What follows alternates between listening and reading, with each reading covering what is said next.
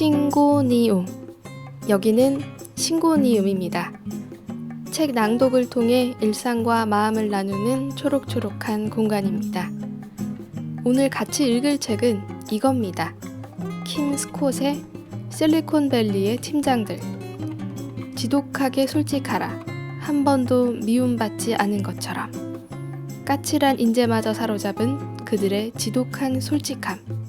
실리콘밸리의 팀장들은 무엇이 다른가?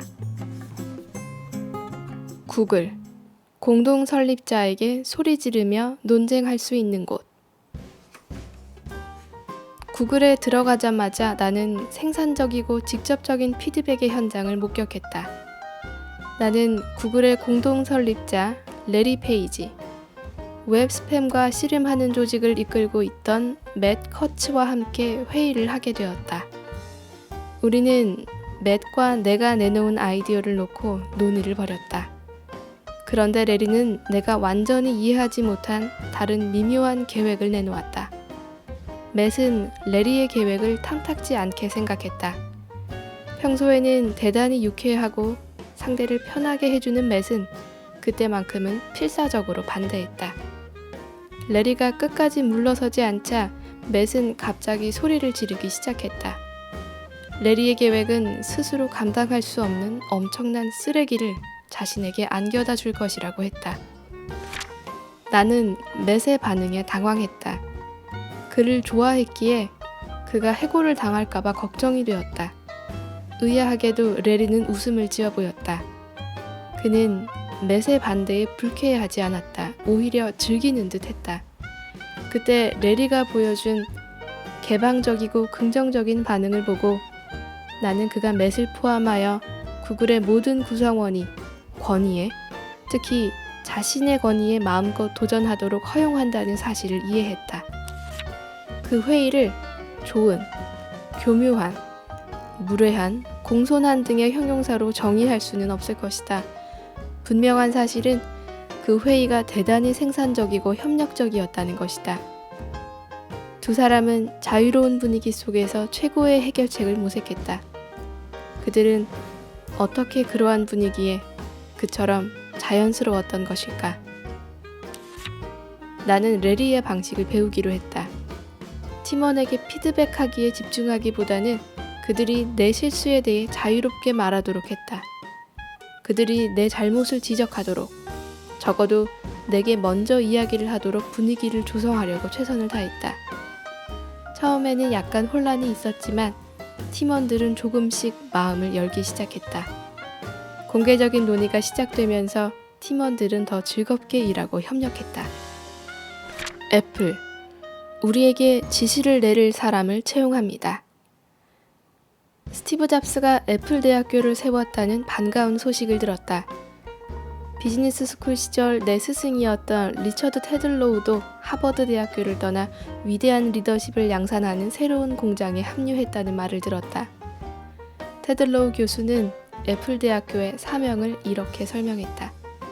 조직적 평범함으로 끌려가지 않도록 저항하는 것. 그 사명을 이루기 위한 한 가지 핵심 과제는 애플 경영법이라는 강의 프로그램을 신설하는 것이었다. 애플은 내게 그 강의의 설계와 진행을 제안했고 나는 선뜻 제안을 받아들였다. 나는 애플에 입사하면서 전지전능한 스티브 잡스가 기업의 비전을 제시하면 모든 직원이 아무도 토를 달지 않고 달려가는 시나리오를 예상했다.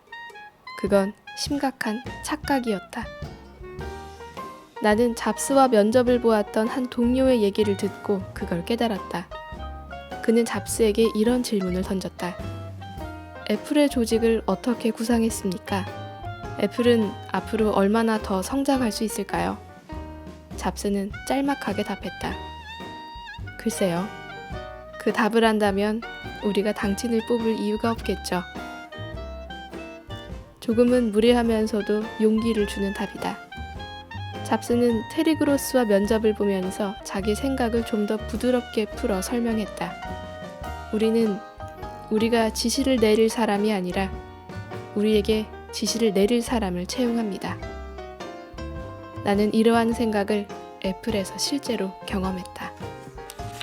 실리콘밸리가 상사와 부하 직원 사이의 관계를 연구하기에 좋은 곳이 된 이유는 인재를 확보하기 위한 치열한 경쟁이 벌어지고 있기 때문이다. 실리콘밸리의 많은 기업은 성장하는 것만큼이나 인재에 목말라 있다.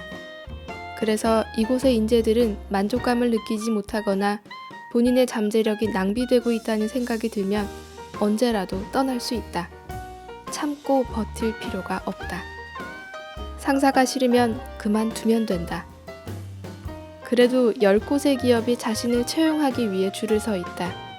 이러한 이유로 실리콘밸리 기업들은 상사와 직원의 관계를 올바르게 구축해야 하는 현실적 압박에 직면해 있는 것이다. 실리콘밸리라고 해서 관계의 범위가 특별하게 넓은 것은 아니다. 레리 페이지도 우리보다 훨씬 더 많은 사람과 깊이 있는 관계를 맺을 수는 없다. 그러나 그가 부하 직원들과 맺고 있는 관계는 구글의 성과에 막대한 영향을 미친다. 큰 조직을 이끄는 리더는 모든 구성원과 관계를 맺을 수가 없다.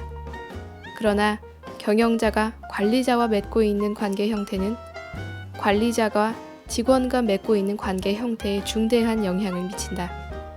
이러한 물결 효과는 긍정적인 조직 문화를 지속적으로 창조하거나 파괴한다. 관계는 확장하지 않아도 문화는 확장한다. 여기서 나는 관계에 대한 우리의 편견을 바로잡고 싶다. 애플이든 지구상 어디에든 훌륭한 상사가 되기 위한 핵심은 바로 좋은 관계이기 때문이다. 관계의 본질을 가장 잘 설명해주는 용어는 완전한 솔직함이다. 우리는 직장에서 얼마나 솔직한가요? 앞으로 얼마나 더 솔직해질 수 있을까요? 괜히 솔직했다가 눈치 없는 사람이라고 면박받을 수도 있고요. 그렇지만 솔직하지 못하면 감정이 쌓일 수도 있죠. 각 나라마다 회사마다 고유의 문화가 있는데 그 문화에 맞춰서 솔직함을 세련되게 풀어내는 게 중요할 것 같다는 생각이 들어요. 여기는 신고니움. 오늘은 여기까지입니다. 내일도 같이 책 읽을 거죠? 또 만나요.